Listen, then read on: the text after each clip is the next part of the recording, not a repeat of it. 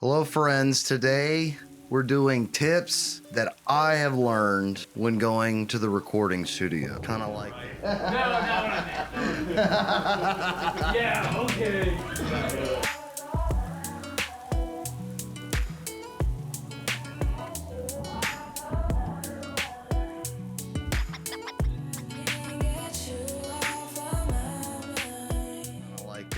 You're going to the recording studio, a real one, or another place to record for the first time.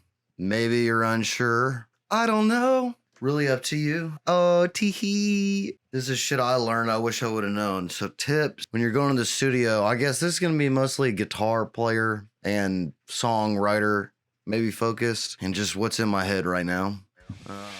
Tip number one.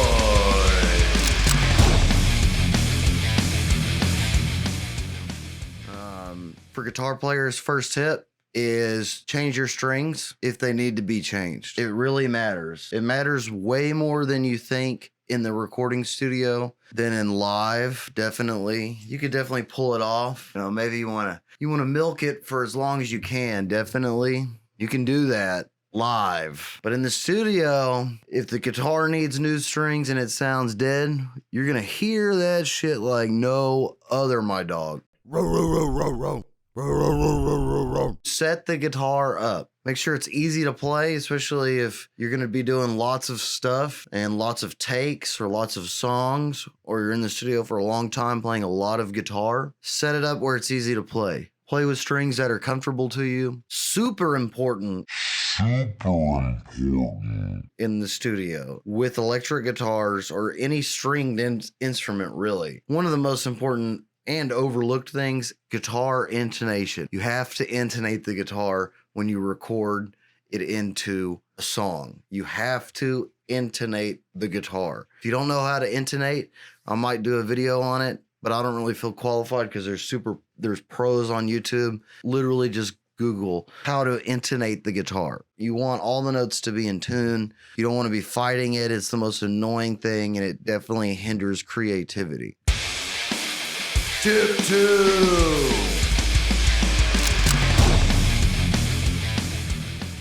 Second thing, bring all your toys. Really, I think it'd probably just be for this video, I'm going to do these 2 tips and then I'm going to go over what it is that I bring. But bring your toys. Nowadays, the digital stuff in a live setting, I will agree, especially if you don't have a team in the funds to bring all these half stacks if you want them, or tube amps. The digital stuff is great. I run a Helix a lot of the time. Sometimes if the PA, and I know the PA guy and the sound and the monitor people are going to be really good at their jobs, care about the sound, I will definitely just run my Helix into the front of the PA. Sometimes I like to run the Helix with the cab sim off and put it directly into power amp section of my amp. Sometimes I'll run it in my Blues Junior or tube amp in the power section and just use the amp modelers. That sounds great. Sometimes I've used my tube amps and I use my analog pedals and my pedal board. If I know the venue's not going to be rowdy, nobody's going to spill beer on it.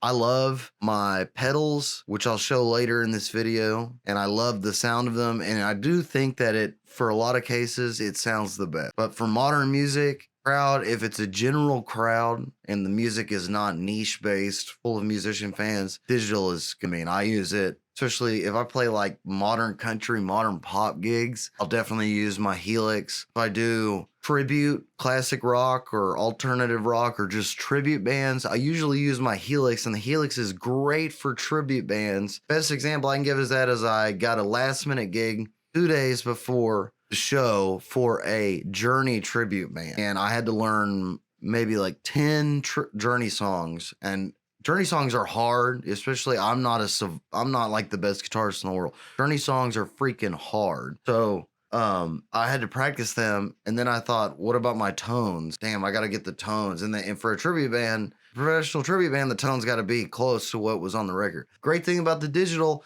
I found online, I typed in Journey guitar tone pack. Boom, came up. Guitar tone pack was on Helix. So I set up a preset on my Helix platform and I loaded in because the presets were pretty much by song. And then I loaded it in by the set list. So when the show came, I just hit that preset, boom, for that song. Hit that, so easy. Can't beat it. But you use everything, you know. If I was a famous rock man, if I had like a famous rock song and I could sell out arenas or some shit, I would definitely hire a team of nothing but half stacks and a pedal board. But I don't, you know, and we all got to make money and do what we got to do. So, but really, this is these are the 2 tips I'm gonna give you right now because I'm going to the studio. It's just kind of like what I'm thinking about in my process. I've got a song coming out.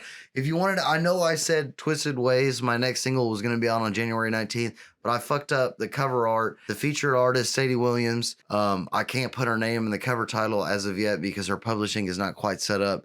So I had to take it off, and I'm sure that delayed it. But, you know, I'll let you guys know when that song is out. We're going in the studio today and tomorrow, January 22nd, to do 2 songs. Hopefully we'll get them both done. One song is like a rock ballad I'm trying to do, and the other is just like an indie, like, vibe song. Oh, they both should be fun. Hopefully we get some lady singers on it tomorrow. I'm super excited. But those are the tips I can give. Here, I'm going to run through what I bring to the studio. This is my gear I'm bringing to the studio this time. This is not what you have to bring. It's basically a lot of everything I have. Daddy, listen inbound. Daddy, listen inbound. Because like I said earlier, the studio is the place for your toys. If you're opening for shows, if you got booked luckily on a lineup as an opener, don't bring your fucking toy. Don't bring all your fucking toys. Bring just what you need to get the fuck off stage and on stage quickly. But if you go to a studio and record music, now it's time to bring the toys. Don't be lazy and be like, oh, I don't want to haul all that. Bring all the toys. It's one of the few times as a musician that you get to play and use all that you bought that you didn't need. It's time to vindicate as a musician in the recording studio the crap that you did not need, but you bought anyway. This is the moment. And then use it on a song. The song gets successful now you can tell your wife or your girlfriend, I need this pedal. Obviously, you know. So this is what I bring. Thanks for watching this far through the video, everyone. Don't forget to check out the merch. Don't forget to go to Spotify or at Earl Shreds. Check out our music. I have 4 or 5 singles in the back catalog waiting to be released. And we're going to do it big. I cannot wait. Gear reveal. All right, first guitar, the legendary Telecaster, Brad Paisley edition, made in Mexico. With the sparkles, we do a little sparkle on it. Yes, you know, it's got the pretty back. It's very beautiful. It sounds great. We love it very much. Made in Mexico. Can't recommend it enough. Awesome guitar. Love it very much. Always bring it. Here's the pouch. Here are all of my undone strings that do not have a pack. They make me very mad because they're all the sizes that never break. So I inevitably collect strings. There's my special toy. Ooh, there it is. Yes, sir.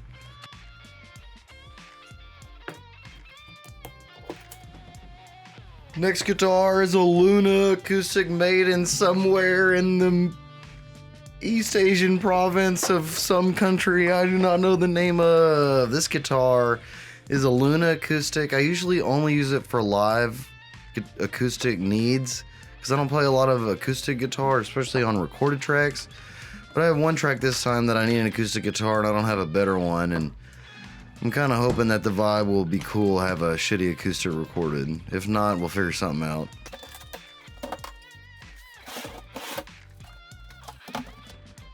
Next guitar is the ESP LTD 500, I think.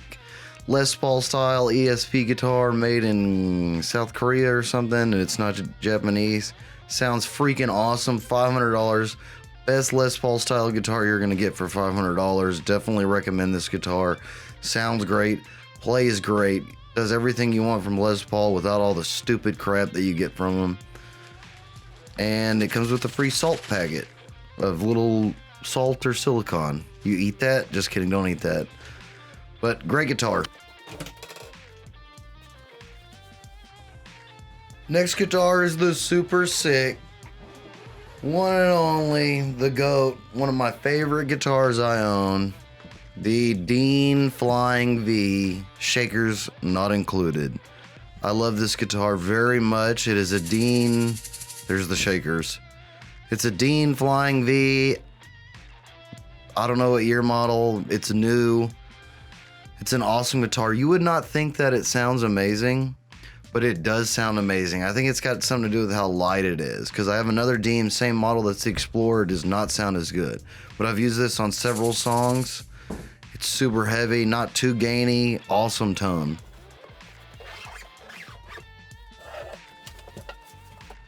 Next one up, the legendary Earl, baby. Yes, sir. My favorite guitar, probably. It's a newer Stratocaster made in Mexico, gold. Love this guitar. Pickups sound amazing. It does everything you want in a Strat. All the positions sound really great. Love this guitar. It plays amazing. I use 10s on it.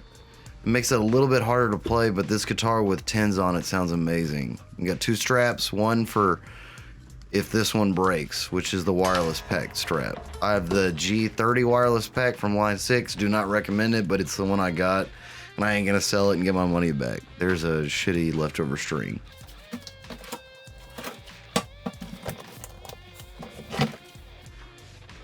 All right, that does it for the guitars. Here's the pedals. This is a Digitech Whammy pitch pedal. Super awesome pedal. My philosophy with pedals is I try to only bring ones that I can't recreate digitally, and this is one that I just feel like you cannot recreate with a modeler. I love that pedal very much. Here's the actual pedal board that I use. Everything but the Boss synthesizer pedal I use live. This is like my live pedal board if I use it live and not the digital.